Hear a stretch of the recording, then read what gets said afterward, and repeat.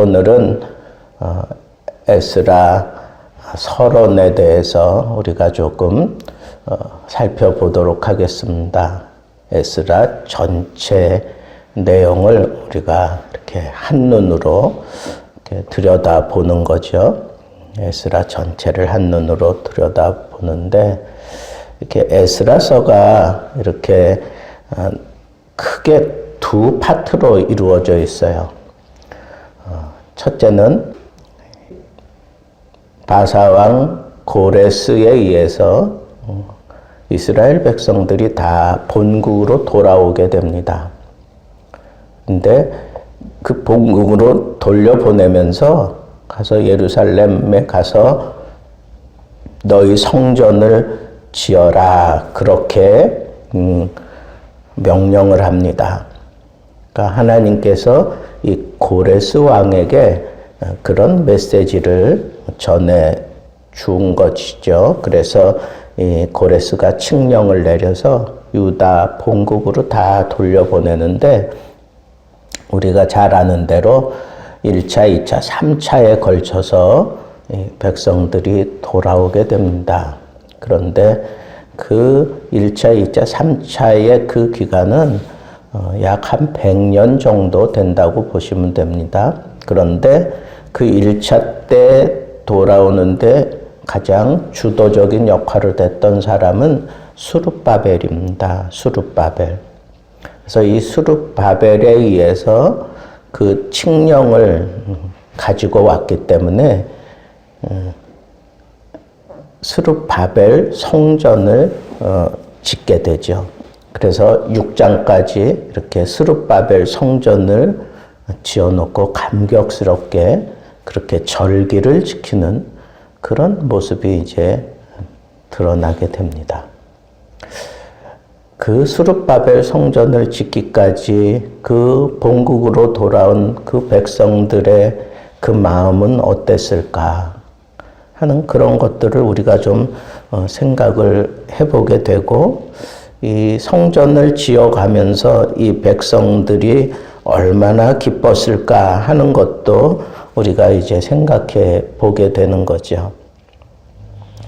그런데 7장부터 이제 10장까지는 제2차 포로들이 귀환을 하게 돼요. 제2차 포로들이 귀환을 하게 되는데, 이 귀환의 그 내용을 보면 516년에 성전을 완공하게 되기는 하지만, 이 성전을 지어놓고 난 이후에 58년 정도의 그 기록은 나타나질 않아요. 어떻게 백성들이 살았다, 뭐 이렇게 나타나지 않아요. 그러다가 이 제2차 포로 귀환 준비 때부터 이제 에스라가 등장해가지고, 에스라가 이제 그 2차 포로들을 데리고 이제 돌아오죠. 돌아와서 그때는 벌써 이제 고레스 왕 이후에 아닥사스다 왕이 이제 통치하던 시대인데, 이 에스라를 통해서 가가지고 그 백성들을 하나님 말씀을 가지고 잘 가르쳐라 하는 그런 명령을 해서 이 사람들이 오게 돼요. 참 기가 막힌 하나님의 섭리죠. 지배했던 왕들이 돌려보내서 가가지고 너희들은 성전을 지어야 된다. 두 번째는 이 아닥사스다 왕이 너희들은 이제 가서 이번에는 이 하나님의 말씀을 잘 가르쳐라. 그래서 누가 주도해가지고 옵니까? 학사 겸 제사장인 이 에스라가 제2차 포로들을 데리고 오게 되는 거죠. 그래서 와서 뭐 했겠어요? 정말 신앙개혁 운동을 일으키게 돼요. 신앙개혁 운동을 일으키는데 아주 실질적인 그런 신앙개혁을 일으킵니다. 그래서 그냥 이론적인 것만 가르친 게 아니라 실생활을 완전히 하나님의 말씀으로 완전히 전면 다 뜯어놓는, 뜯어 고치는 그런 개혁이 일어나는 그런 모습을 통해서 이스라엘 백성들의 그 신앙이 완전히 새로워지는 그런 모습을 우리는 이 에스라서를 통해서 보게 되는 겁니다. 그러니까 우리가 이 에스라서를 보면서 크게 두 봉우리를 봐야 돼요. 첫 번째 봉우리는 성전을 재건하는 거예요. 그 다음에 두 번째 봉우리는 그 유대 백성들의 그 영적인 상태를 완전히 고쳐놓는 그런 영적 부흥운동이라고 하는 그 봉우리, 이 두 봉우리를 우리가 봐야 한다 하는 겁니다. 그래서 이 두 가지의 이런 그 상황을 참 짧지만 아주 굵직하게 그러면서도 아주 설득력 있게 이 말씀이 전개되고 있는 것을 보게 됩니다. 그래서 우리가 이 에스라를 통해서 심도 깊게 바라봐야 될 것은 이 성전, 그 성전은 신약에서 성전의 주인이 하나님이시고 성전의 머리가 예수 그리스도인 것을 우리는 잘 알고 있잖아요. 그러니까 이 성전 중심의 기록을 통해 예수 그리스도에 대해서 예표하고 있는 그런 모습을 우리는 눈여겨봐야 합니다. 그래서 이 스룹바벨을 통해서 나타나는 예수 그리스도의 예표, 그 다음에 에스라를 통해서 나타나는 그리스도의 예표, 이런 것들을 우리가 볼 수 있는 눈이 필요하다라고 하는 거예요. 그래서 성전을 다시 재건해 놓은 그 스룹바벨을 통해서 또 신앙을 개혁하는 에스라를 통해서 그리고 실질적으로 모든 백성들의 그 내면의 문제를 다루고 있는 이 에스라를 통해서 정말 우리가 많은 도전을 받아야 될 부분인 이 에스라는 가르치는 사역을 주로 했잖아요. 말씀을 가르치는 사역을 하는데 이 말씀을 가르치는 사람들이 자칫 잘못하면 나는 의롭고 너희들은 잘못됐다 하는 그런 의식을 가지고 막 죄 문제를 다루면서 정죄하고 자기는 의인인 척하는 그런 딜레마에 빠지기 쉬운데 에스라는 그러지 않았어요.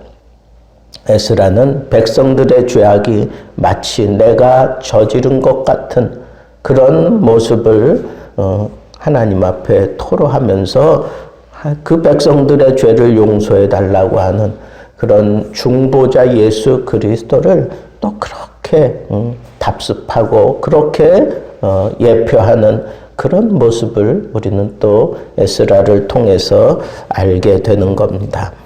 자, 이처럼 이런 에스라를 통해서 우리가 아주 고급스러운 그런 신앙생활의 영적인 도전을 받을 수 있는 굵직한 내용들을 우리가 앞으로 다루게 되는데 이 에스라를 통해서 우리가 이제 아주 소중하게 다루는 그 문제들이 그냥 이론적인 것만 있다면 별로 우리에게 유익이 없겠죠. 그런데 이 에스라서는 지금 우리들의 문제를 그대로 반영하고 있다고 하는 사실을 우리가 놓쳐서는 안 될 것입니다. 오늘날 우리들의 이 문제를 지금 분명하게 다룬다라고 생각하는 건 뭐냐 하면 스룹바벨이 이 성전을 지어서 그 성전 중심의 생활을 회복시켜 놓고서야 진정한 유대인들이 온전히 하나님 앞에 돌아섰다. 이제는 온전히 하나님의 백성으로서 우리가 회복되었다라고 하는 그런 의식을 갖게 되었다고 하는 이 사실을 통해서 성전 중심의 생활이 회복되지 않은 인간은 절대로 하나님의 자녀다운 삶을 산 것이 아니다라고 하는 이 사실을 아주 강하게 어필할 수 있습니다. 그렇습니다. 성전은 하나님의 임재를 상징하는 건데 하나님의 임재를 상징하는 그 성전, 다 무너진 그 성전을 다시 짓게 됨으로 인해서 하나님과의 관계가 회복됐다고 그렇게 믿는 거예요. 우리에게 바로 이 믿음이 필요하다는 거예요. 오늘날 이 코로나로 인해서 정말 많은 성전이, 많은 교회가 문을 닫았다고 하는 소식을 들을 때 얼마나 가슴이 저리고 아픈지 모릅니다. 정말 이 한국 땅에 하나님의 그 은혜와 그 하나님의 자비하심을 무엇으로 우리가 증명할 수 있겠습니까?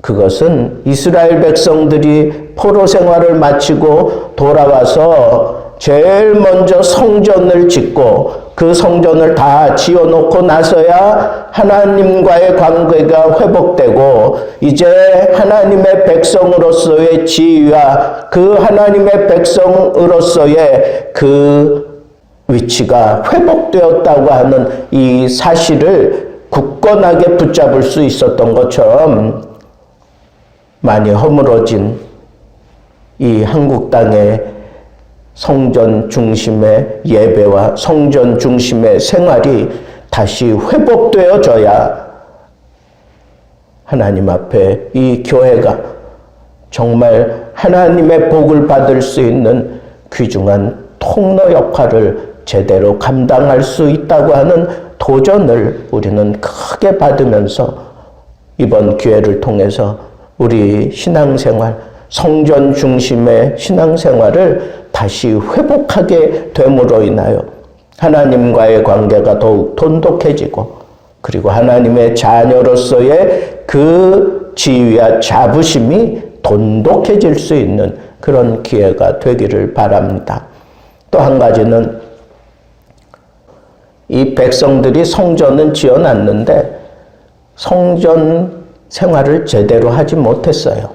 오랜 동안 포로 생활을 하면서 이방 문화가 그네들을 사로잡았고 그 땅에, 그 예루살렘 땅에 이미 많은 잡족들이 들어와서 기거하고 있었기 때문에 많은 어려운 문제들이 있었어요.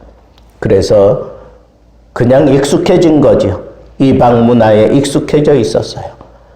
그래서 성전 중심의 생활을 제대로 이루어 가지 못했을 때 그때 하나님이 기가 막힌 방법으로 에스라를 통하여 하나님의 말씀을 통해서 이 백성들의 이 신앙 상태를 완전히 개조시키고 통에 자복하게 만들고 이 말씀에 완전히 초토화 시켜놓고 난 이후에 그네들이 하나님 앞에 온전하게 세워졌던 것을 우리가 붙잡아야 합니다. 말씀이에요. 하나님의 말씀이 우리의 신앙을 회복시키는 겁니다.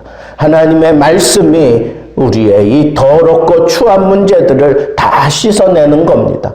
하나님의 말씀이 우리의 생명의 젖줄입니다. 하나님의 말씀이 우리를 하나님의 자녀답게 든든하게 세우는 겁니다. 하나님의 말씀과 이 성전이 온전하게 하나가 되어진 그 모습이야말로 하나님의 영광이 그곳에 비추는 모습일 것이고 하나님의 뜻이 그를 통해서 온전하게 세상에 실현되어지게 되는 것임을 우리는 이 에스라를 통해서 많이 도전을 받고 격려받고 우리들 스스로 영적인 회복을 위하여 하나님의 말씀과 씨름하는 그런 기간들이 되었으면 참 좋겠다 하는 그런 생각이 들었습니다. 저는 소망해 봅니다. 우리 예수 등대 교회부터 먼저 성전 중심의 온전한 생활이 이루어지고 하나님의 말씀을 붙들고 하나님 앞에 씨름해가며 눈물, 콧물 흘리며 회복하는 회개의 역사가 일어나고 하나님의 말씀을 따라 생활을 완전히 정리하며 이방의 모든 풍습을 다 잘라내고 아픔을 절단하고 하나님 앞에 온전하게 세워진다면 우리 하나님의 놀라운 역사가 급속도로 이 땅에 퍼져나가며 하나님의 교회를 든든하게 세워가게 될 것을 기대합니다.